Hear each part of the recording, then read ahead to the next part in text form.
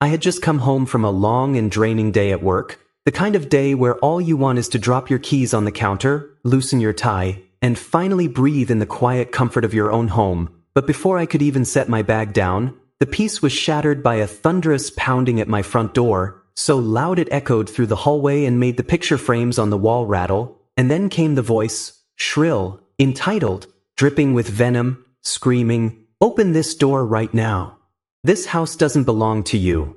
And my stomach dropped, because I instantly recognized who it was. Karen, the neighbor from across the street, the self-appointed queen of the neighborhood, the kind of person who thinks the world bends to her will simply because she's part of the HOA. And for a second I thought maybe if I ignored her she'd get tired and walk away, but then I saw a piece of paper slide under the door. And when I picked it up my blood boiled.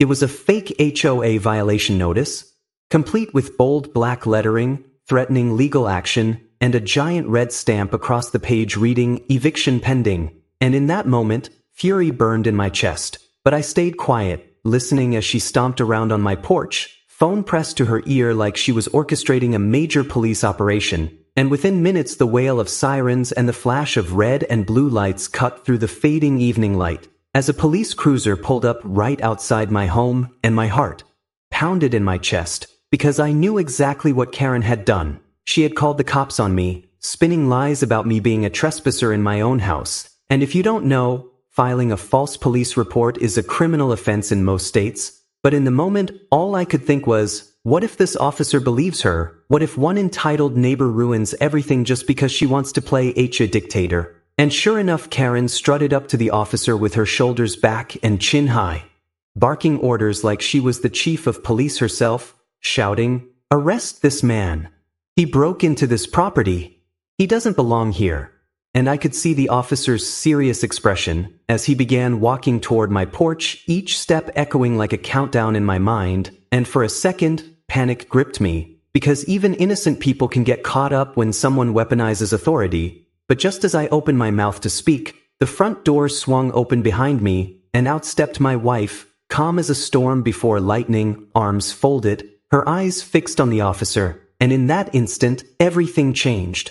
Because the officer froze mid-step, his jaw tightened, his hand paused near his belt, and then his entire posture shifted, his shoulders straightening, his face pale as recognition hit him, and he stammered out a single word, his voice cracking with surprise and respect.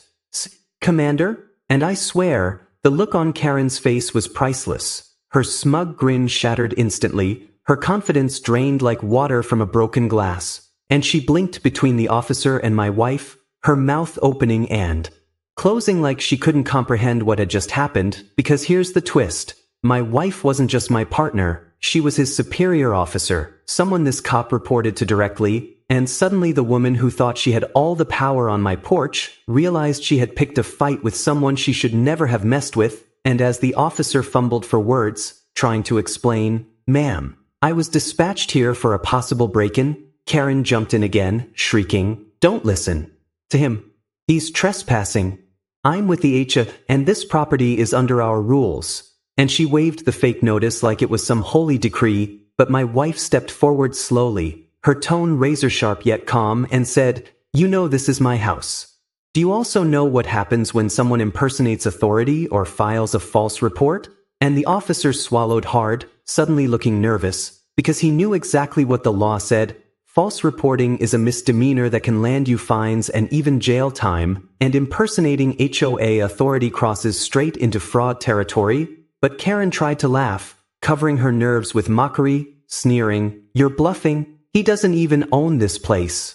And that's when my wife, without raising her voice, simply walked inside, retrieved a folder, and flipped it open right there on the porch, revealing our legal property ownership documents, notarized and sealed by the county clerk. And Karen's face went pale, her voice cracking as she sputtered, "Those could be fake." But my wife only gave the coldest little smile, the kind that makes your blood run cold, and said, "Want me to show him the security footage of you trying to break into my home earlier today?" And the silence that followed was heavier than a stone, the air thick with tension as Karen's fake bravado began to crumble, but she still tried to bark out one last defense. "You can't prove anything."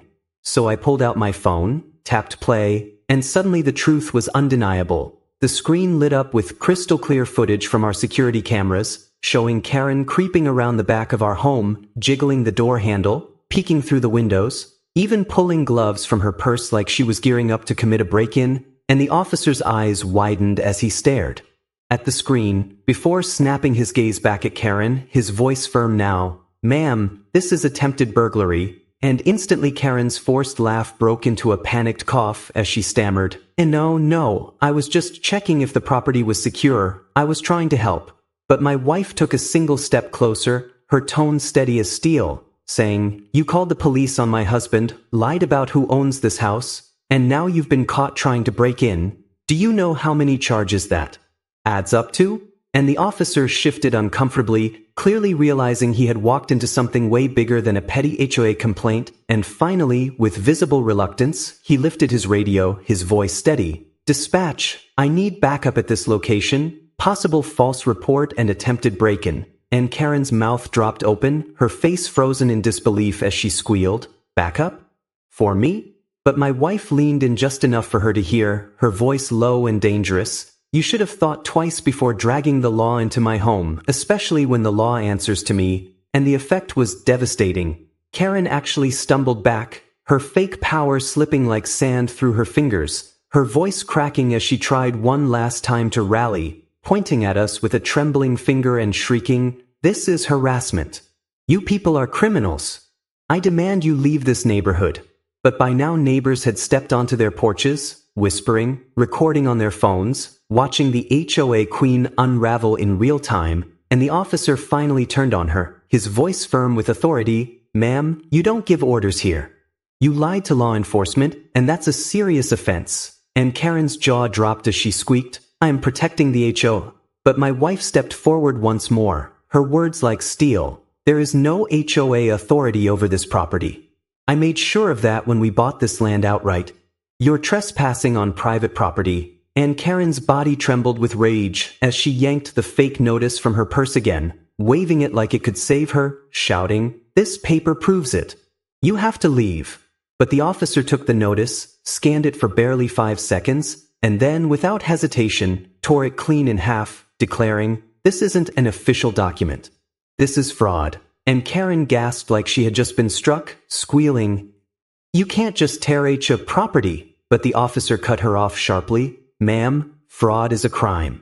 Do you want me to start listing the charges I can file against you right now?" And for the first time all evening, Karen fell silent, her eyes darting between the officer, the neighbors, and my wife, who hadn't even raised her voice once. And in that silence she realized her reign of intimidation was over, her fake authority shattered, her lies exposed, and her future very likely about to include handcuffs. And that is where part 1 ends. Karen went from pounding on my door, smug and powerful, convinced she could bully us out of our own home, to standing on my porch pale, trembling and cornered, as the officer called for backup and the entire neighborhood watched. And yet this was only the beginning, because when the other officers arrived, things escalated even further, and the fallout from that night would leave Karen wishing she had never messed with us in the first place. But that story, that's for part 2, so make sure you like, comment, and subscribe so you don't miss what happens next.